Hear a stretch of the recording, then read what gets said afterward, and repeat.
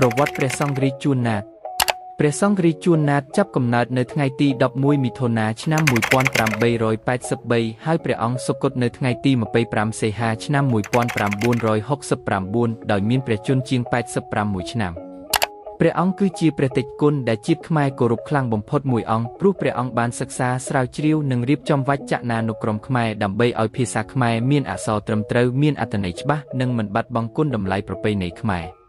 ក្នុងសម័យអាណានិគមដែលវប្បធម៌បរទេសជ្រៀតចូលខ្លាំងព្រះតេជគុណជួនណាតបានការពារភាសាវប្បធម៌សាសនាដោយមិនពុករលួយលើបច្ច័យឬទ្រព្យសម្បត្តិឡើយព្រះអង្គគង់យ៉ាងសាមញ្ញប្រើពេលរៀងរាល់ថ្ងៃក្នុងការសរសេរកែប្រែនិងកែលម្អភាសាខ្មែរដើម្បីជូនជាតិជំនាន់ក្រោយ